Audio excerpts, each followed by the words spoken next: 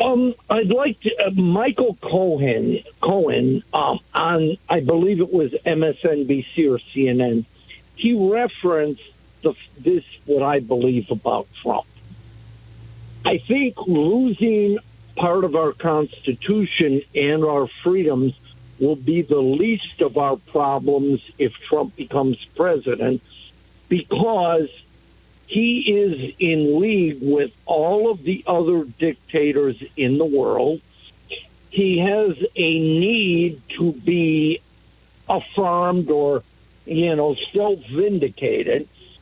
And these dictators are much, much smarter, and I say that unfortunately, and more sophisticated than Trump. Correct. And what Michael Cohen was referring to was Trump's cavalier and abusive use of national security documents.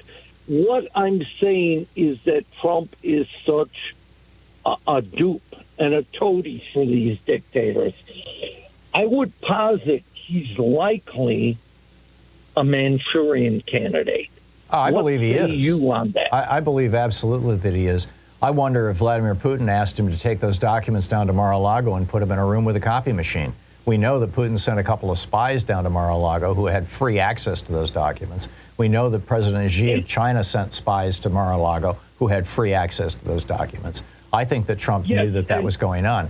But there's also reports that Trump carried some of the most sensitive top secret documents, including the ones that had names of U.S. spies, with him on multiple occasions and left them in hotel rooms unprotected.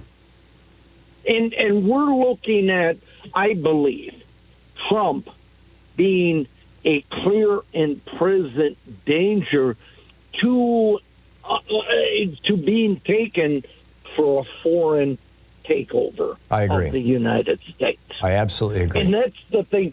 That's the thing that Democrats, you can talk about your personal freedoms, and they're important. And and I'm reading a book called Bonhoeffer by Eric Metaxas that was about the German Christians and how they were used by Hitler. And I see huge parallels between that. The difference between Trump and Hitler is Hitler was actually smarter than Trump. Yeah. And he would not let a foreign takeover, but I think Trump is very much the potential for being willing to sell this country down the river. I think he already did. I mean, I believe that in that 2-hour meeting that he had in Helsinki with President Putin, where they tore up the, he wouldn't even let the American translator near him so that she could hear what was going on. I believe that he was giving away the store. He had this private phone conversation with Putin that he wouldn't allow anybody to listen in or be recorded. And 3 days later, he asked for the names of all the American spies. 13 months later, we discovered that American spies were dying all over the world. I think he gave those spies, and I believe in the middle of that period of time, Rand Paul flew to Moscow to hand deliver a packet of documents to Putin's people. Moscow Mitch. Yeah. My whole thing is this. I think that's the real threat to democracy. From within is one thing. From without is another. Yeah, I'm with you. Brad, thank you very much. Yeah, these foreign dictators do not view America charitably, shall we say.